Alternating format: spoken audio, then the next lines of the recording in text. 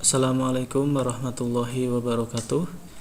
Di kesempatan video kali ini saya akan mempresentasikan atau memaparkan salah satu tugas kuliah saya yang berjudul Integrasi Nasional dalam Rangka Persatuan dan Kesatuan Bangsa.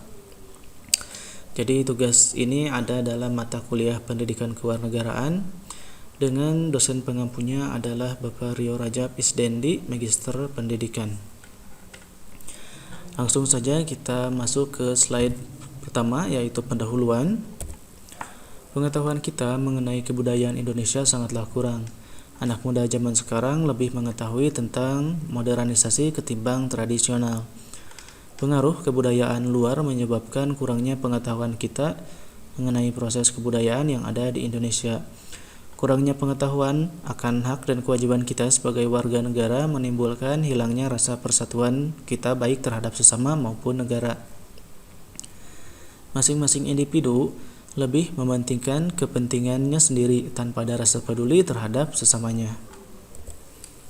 Sifat masyarakat Indonesia yang individualisme menjadi salah satu faktor penyebab runtuhnya jiwa persatuan dan kesatuan bangsa.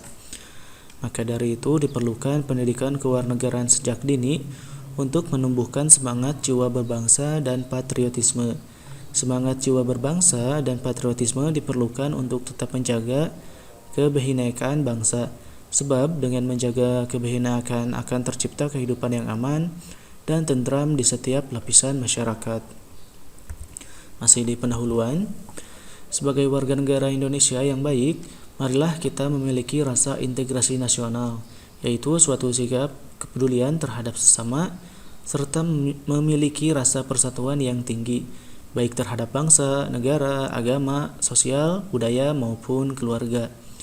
Tidak ada kata terlambat untuk memulai terciptanya kehidupan yang berlandaskan Pancasila, berpegang teguh pada semboyan bangsa, Bhinneka Tunggal Ika, dan bersandar hukum pada Undang-Undang Dasar atau UUD. Masuk ke dalam tahapan identifikasi masalah. Masyarakat Indonesia adalah masyarakat yang beragam. Keberagaman masyarakat Indonesia ditandai oleh adanya keberagaman budaya.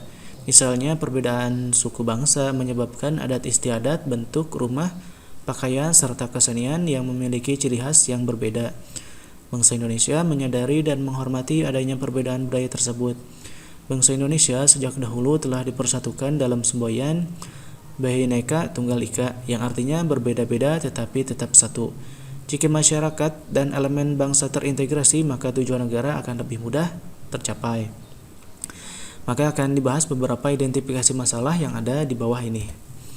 Bagaimana konsep dan urgensi integrasi nasional? Bagaimana sumber historis, sosiologis, dan politik tentang integrasi nasional? Bagaimana penjelasan tentang dinamika dan tantangan integrasi nasional? Serta bagaimana penjelasan esensi dan urgensi integrasi nasional. Masuk pada tahapan hasil dan pembahasan. Yang pertama ada konsep dan urgensi integrasi nasional. Integrasi nasional berasal dari dua kata, yaitu integrasi dan nasional. Integrasi berasal dari bahasa Inggris integrate, yang artinya menyatu padukan, mempersatukan, atau menggabungkan. Kata nasional berasal dari bahasa Inggris nation, yang artinya bangsa. Dengan kata lain, integrasi nasional adalah hasrat dan kesadaran untuk bersatu sebagai suatu bangsa, yaitu bangsa Indonesia. Integrasi nasional bisa diterapkan dalam berbagai bentuk atau jenis. Adapun beberapa jenis integrasi nasional adalah sebagai berikut: integrasi asimilasi, integrasi akulturasi, integrasi normatif, integrasi instrumental, integrasi ideologis, integrasi fungsional, serta integrasi koersif.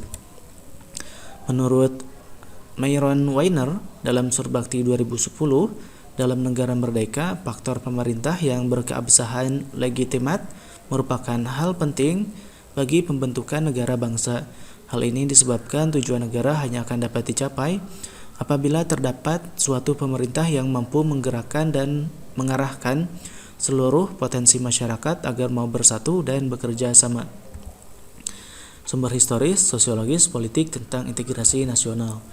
Menurut Suryono 2002, ternyata sejarah menjelaskan bangsa kita sudah mengalami pembangunan integrasi sebelum bernegara Indonesia yang merdeka.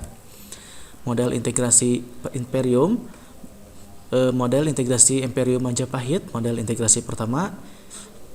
integrasi pertama ini bersifat kemaharajaan atau Imperium Majapahit. Struktur kemaharajaan yang begitu luas ini berstruktur konsentris. Model integrasi kolonial. Model integrasi kedua atau lebih tepat disebut dengan integrasi atas wilayah Hindia Belanda Baru sepenuhnya dicapai pada awal abad 20 dengan wilayah yang terentang dari Sabang sampai Merauke.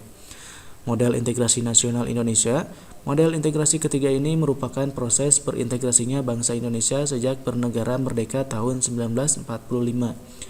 Integrasi model kedua lebih dimaksudkan agar rakyat jajahan Hindia Belanda mendukung pemerintahan kolonial melalui penguatan birokrasi kolonial dan penguasaan wilayah. Integrasi model ketiga dimaksudkan untuk membentuk kesatuan yang baru, yakni bangsa Indonesia yang merdeka, memiliki semangat kebangsaan nasionalisme yang baru atau kesadaran kebangsaan yang baru. Howard Wright dalam Muhaimin dan Colin Max Andrew 1995 menyebut ada 5 pendekatan atau cara bagaimana para pemimpin politik mengembangkan integrasi bangsa. Yang pertama, adanya ancaman dari luar masyarakat. Jadi ada ancaman dari luar, masyarakat akan bersatu meskipun berbeda suku, agama, dan ras ketika menghadapi musuh bersama. Gaya kepemimpinan politik, kekuatan lembaga-lembaga politik, ideologi nasional. Ideologi merupakan seperangkat nilai-nilai yang diterima dan disepakati. Dan yang terakhir adalah kesempatan pembangunan ekonomi. Masuk pada dinamika dan tantangan integrasi nasional. Sudah banyak dinamika integrasi nasional yang dialami Indonesia. Dinamika integrasi sejalan dengan tantangan zaman waktu itu. Peristiwa integrasi sebagai berikut. Integrasi bangsa tanggal 15 Agustus 2005 melalui MOU atau Memorandum of Understanding di Panta, Helsinki, Finlandia. Pemerintah Indonesia berhasil secara damai mengajak Gerakan Aceh Merdeka atau GAM untuk kembali bergabung dan setia memegang teguh kedaulatan bersama Negara Kesatuan Republik Indonesia atau NKRI. Integrasi wilayah melalui Deklarasi Juanda tanggal 13 Desember 1957. Pemerintah Indonesia mengumumkan kedaulatan wilayah Indonesia, yakni lebar laut teritorial seluas 12 mil diukur dari garis yang menghubungkan titik-titik ujung yang terluar pada pulau-pulau negara Indonesia.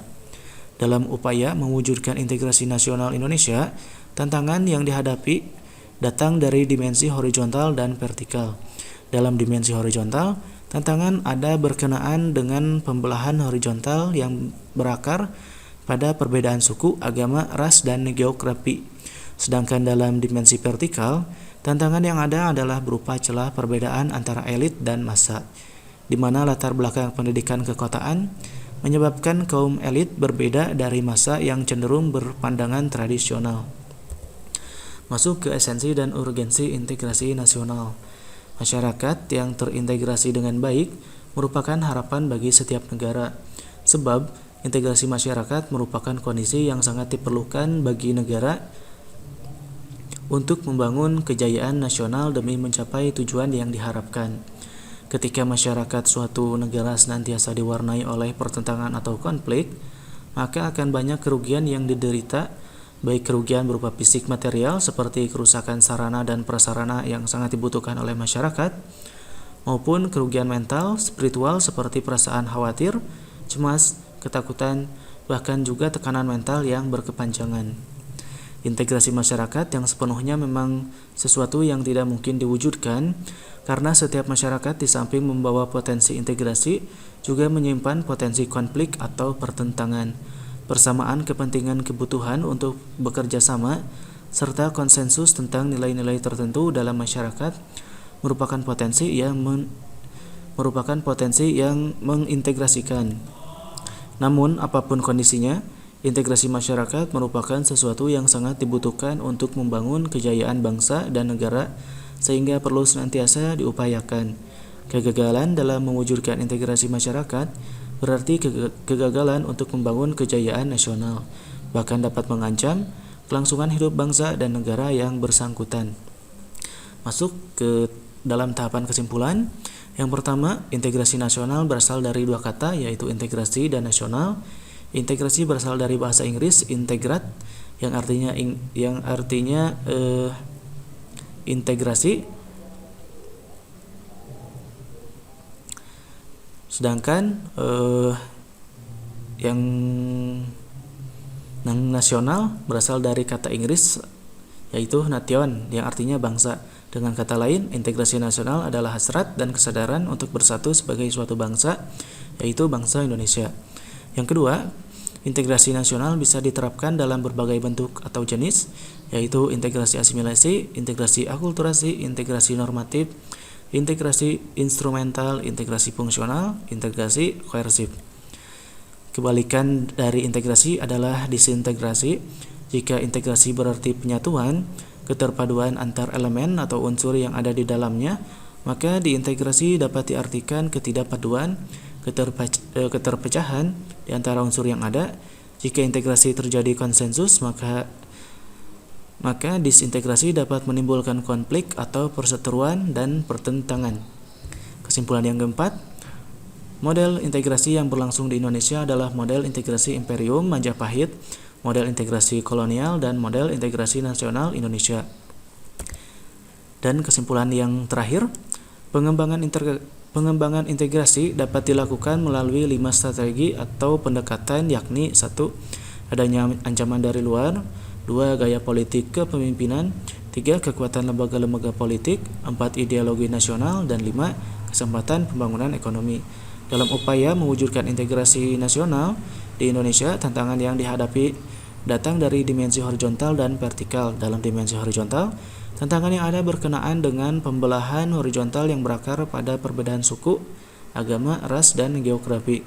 Sedangkan dalam dimensi vertikal, tantangan yang ada adalah berupa celah, perbedaan antara elit dan massa, di mana latar belakang pendidikan kekotaan menyebabkan kaum elit berbeda dari massa yang cenderung berpandangan tradisional.